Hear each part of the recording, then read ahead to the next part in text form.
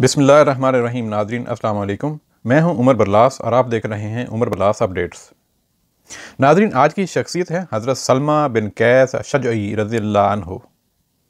हज़रत फ़ारूक आज़म रज़ियल्लाहु तआला अन्हु ने मदीना मुनव्वरा के महल्लों में गश्त करते हुए वो पूरी रात आंखों में काट दी ताकि लोग अमन व इत्मीनान के साथ भरपूर नींद सोएं। वो मदीने के मकानों और बाज़ारों का चक्कर लगाते हुए अपने जहन में असहाब रसूल सल्लल्लाहु अलैहि वसल्लम में से उन अजीम बहादुरों को तलाश कर रहे थे जिनमें से किसी एक को उस फ़ौज की क़यादत सौंप सकें जो अहवाज़ की फ़तह के लिए हरकत में आने वाली थी। फिर बेसाख्ता वो बोल उठे, मैं उसको पा गया, हाँ इंशाअल्लाह मैं उसे पा गया। और सुबह को हज़रत सलमा बिन कैस अशजई रज़ियल्लाहु तआला अन्हु को बुलाकर उनसे कहा, मैं अहवाज़ जाने वाले लश्कर की क़यादत तुम्हारे सुपुर्द कर रहा हूँ। खुदा का नाम लेकर रवाना हो जाओ और उसकी राह में उन लोगों से क़िताल करो जो उसके मुनकर हैं। जब तुम्हारे दुश्मन मुशरिकीन से तुम्हारी मुठभेड़ हो तो सबसे पहले उनको इस्लाम की दावत देना। अगर वो तुम्हारी दावत कबूल करके दायरा इस्लाम में दाखिल हो जाएं और जंग में तुम्हारा साथ देने की बजाय अपने इलाकों में रहना पसंद करें तो इनके ऊपर ज़कात के अलावा और कोई माली ज़िम्मेदारी नहीं है। अलबत्ता माले गनीमत में इनका कोई हिस्सा भी नहीं होगा। और अगर वो दुश्मन के ख़िलाफ़ जंगों में तुम्हारा साथ देना पसंद करें तो उनको भी वही हकूक़ हासिल होंगे जो तुमको हासिल हैं, और उनके ऊपर वही ज़िम्मेदारियाँ आयद होंगी जो तुम्हारे ऊपर आयद हैं। और अगर वो कबूल इस्लाम से इनकार कर दें तो इनको जजिया अदा करने की दावत देना और इन्हें इनके हाल पर छोड़ देना। इनके दुश्मनों से इनकी हिफाजत करना और कोई ऐसी ज़िम्मेदारी इनके ऊपर न डालना जो इनकी इस्तिताअत से बाहर हो। लेकिन अगर वो जजिया की अदायगी से भी इनकार कर दें तो इनसे जंग करना।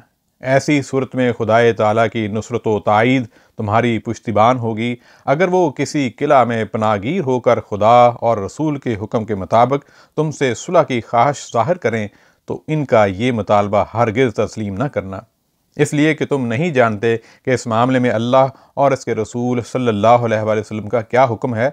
और अगर वो अल्लाह और उसके रसूल सल्लल्लाहु अलैहि वसल्लम की ज़िम्मेदारी पर सुलह का मुतालबा करें तो इनका ये मुतालबा भी रद्द कर देना। अलबत्ता तुम अपनी ज़िम्मेदारी पर इनसे सुलह का मुआहदा कर सकते हो, और जब जंग में तुमको फ़तह हासिल हो जाए तो हद से तजावज़ न करना, न गद्दारी के मुर्तकब होना, लाशों का मिसला न करना, न किसी बच्चे के खून से अपना हाथ रंगना। हज़रत सलमा बिन कैस रज़ियल्लाहु तआला अन्हु ने फ़ारूक आज़म रज़ियल्लाहु तआला अन्हु की इन कीमती हदायत को सुनकर इनके सामने सर तस्लीम खम करते हुए कहा, समन वतान या अमीरुल मोमिनीन।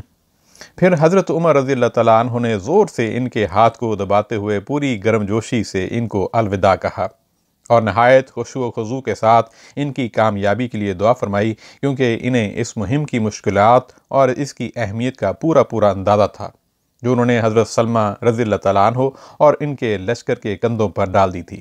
इसलिए कि अहवाज़ एक कोहस्तानी इलाका था जिसके रास्ते नहायत दुश्वार गुजार और किले नाकाबिल तस्खीर थे, जो बसरा और ईरान की सरहद पर वाक़ था और जिसके बाशिंदे कुर्दों से भी ज़्यादा सख्त जान और जफाकश वाक़ हुए थे।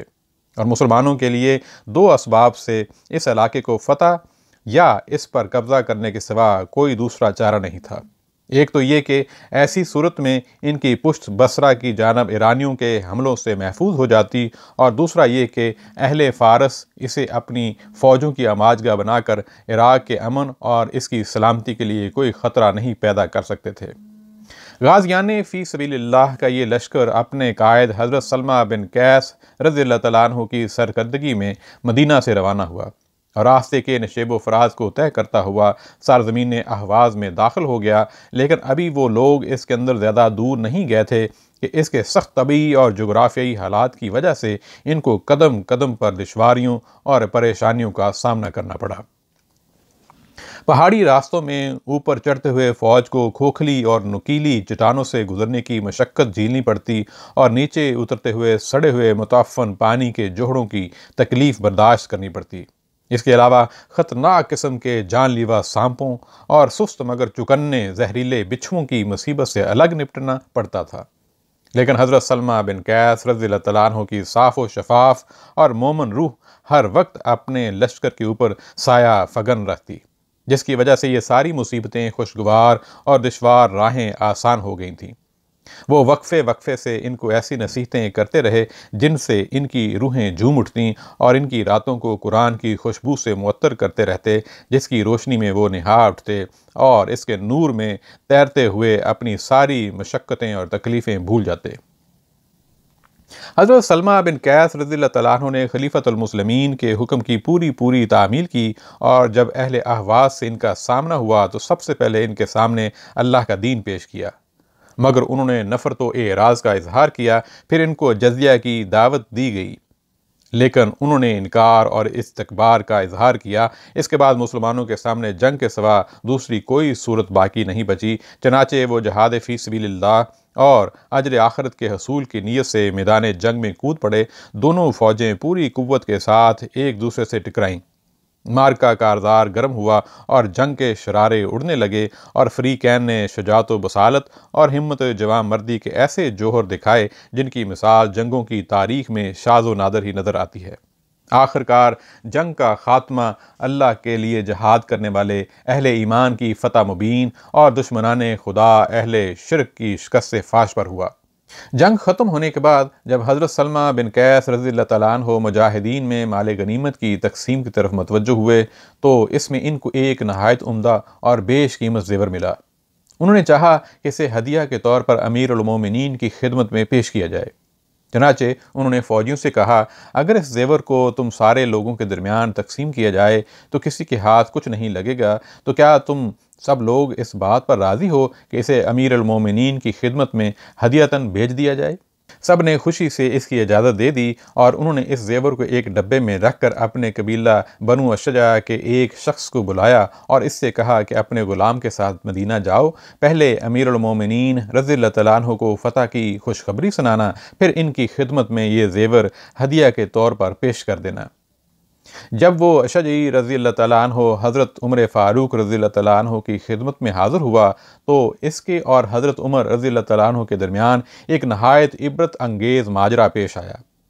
ہم وہ ماجرا اسی کی زبانی پیش کرتے ہیں۔ میں اپنے غلام کے ساتھ پہلے بصرہ پہنچا، وہاں ہم نے سلمہ بن قیس رضی اللہ تعالیٰ عنہ کی دی ہوئی رقم سے اپنے سفر کے لیے 2 اونٹنیاں خریدیں اور ان کے اوپر اپنا سامان اور زاد راہ لاد کر مدینہ کی طرف روانہ ہو گئے۔ وہاں پہنچ کر میں نے امیر المومنین رضی اللہ تعالیٰ عنہ کو تلاش کیا۔ وہ مسلمانوں کو کھانا کھلا رہے تھے۔ اس وقت ان کے ہاتھ میں ایک چھڑی تھی جس پر وہ کسی چرواہے کی طرح ٹیک لگائے کھڑے تھے۔ وہ کھانے والوں کے برتنوں کو دیکھ کر اپنے غلام یرفاہ سے کہتے جا رہے تھے، یرفاہ، ان کے برتن میں اور گوشت ڈالو، ان کو اور روٹیاں دو، ان کے پیالے میں اور شوربہ ڈالو۔ جب میں ان کے سامنے پہنچا تو انہوں نے مجھے بھی بیٹھنے کے لیے کہا۔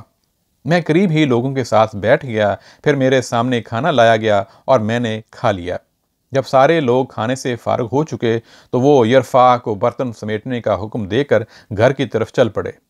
میں بھی ان کے پیچھے چلا۔ جب وہ گھر میں داخل ہو گئے تو میں نے اندر آنے کی اجازت طلب کی۔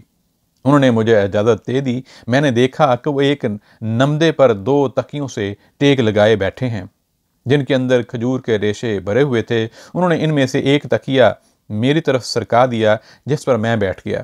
ان کی پشت کی طرف ایک دروازہ تھا جس پر وہ پردہ لٹک رہا تھا۔ انہوں نے پردے کی طرف رخ کرتے ہوئے کہا، ام کلثوم، میرا کھانا۔ میں نے اپنے دل میں سوچا کہ دیکھوں امیر المومنین رضی اللہ تعالیٰ عنہ کا مخصوص کھانا کیسا ہے۔ ان کی اہلیہ نے ان کو روغن زیتون لگی ہوئی روٹی دی جس پر نمک کی ایک ڈلی رکھی ہوئی تھی۔ انہوں نے مجھ سے کھانے کے لیے کہا اور میں نے امتثال امر کے طور پر تھوڑا سا کھایا۔ میں نے ان کے سوا کسی دوسرے آدمی کو اتنی رغبت اور شوق سے کھانا کھاتے نہیں دیکھا۔ کھانے سے فارغ ہو کر انہوں نے کہا، مجھے پلاؤ۔ گھر والے ایک پیالہ لائے جس میں جو کے ستو کا گھول تھا۔ انہوں نے کہا، پہلے اس کو پلاؤ۔ میں نے پیالہ لے کر اس میں سے بہت تھوڑا سا پیا کیونکہ میرا ستو اس سے زیادہ لذیذ اور عمدہ تھا، اور پھر انہوں نے خوب آسودہ ہو کر پیا اور پی چکنے کے بعد کہا، ترجمہ، شکر ہے اس خدا کا جس نے ہم کو کھلا کر آسودہ کیا اور پلا کر سیراب کیا۔ امیر المومنین، میں آپ کے پاس ایک پیغام لایا ہوں۔ کہاں ہے؟ انہوں نے دریافت کیا۔ حضرت سلمہ بن قیس رضی اللہ تعالیٰ عنہ کے یہاں، میں نے جواب دیا۔ میں سلمہ بن قیس رضی اللہ تعالیٰ عنہ اور ان کے قاصد کو خوش آمدید کہتا ہوں، مجھے مسلمانوں کے لشکر کا حال بتاؤ۔ انہوں نے کہا، امیر المومنین، جیسا کہ آپ پسند کرتے ہیں، فوج بخیر و عافیت ہے اور اللہ تعالیٰ نے اس کو اپنے دشمنوں پر فتح و کامرانی عطا فرمائی ہے۔ میں نے عرض کیا، پھر میں نے ان کو فتح کی خوشخبری سنائی اور تفصیل کے ساتھ فوج کے حالات بتائے تو انہوں نے کہا، شکر ہے خدا کا جس نے اپنی مہربانی سے عطا کیا اور اپنے انعام سے خوب نوازا۔ پھر پوچھا، کیا بصرہ کی طرف سے ہو کر آئے ہو؟ میں نے کہا، جی ہاں امیر المومنین رضی اللہ تعالیٰ عنہ۔ وہاں مسلمان کیسے ہیں؟ انہوں نے پوچھا۔ خدا کے فضل سے بخیریت ہیں، میں نے جواب دیا۔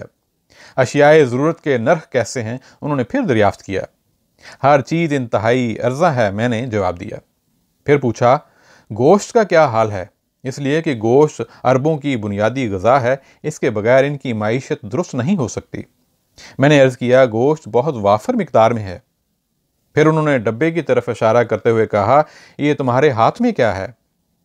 جب اللہ تعالیٰ نے ہمیں دشمن پر فتح دی اور ہم نے مال غنیمت اکٹھا کیا تو سلمہ بن قیس رضی اللہ تعالیٰ عنہ نے اس زیور کو دیکھ کر فوج سے کہا، اگر اس زیور کو تمہارے درمیان تقسیم کیا جائے تو کسی کے ہاتھ کچھ نہیں لگے گا، اگر میں اسے امیر المومنین رضی اللہ تعالیٰ عنہ کی خدمت میں بھیج دوں تو کیا تم سب لوگ راضی ہو؟ تو سب نے کہا ہاں۔ یہ کہہ کر میں نے وہ ڈبہ ان کے حوالے کر دیا۔ جب انہوں نے ڈبے کو کھولا اور ان کی نظر زیور اور اس میں جڑے ہوئے سرخ، زرد اور سبز نگینوں پر پڑی تو اپنی جگہ سے اچھل کر کھڑے ہو گئے اور ڈبے کو زمین پر پھینکتے ہوئے اپنے ہاتھ کو کمر پر رکھ لیا۔ زمین پر گرنے کے بعد نگینے ادھر ادھر بکھر گئے۔ ان کی عورتوں نے سمجھا کہ دھوکے سے ان کو قتل کرنا چاہتا ہوں، اس لیے وہ سب دروازے کی طرف لپکیں۔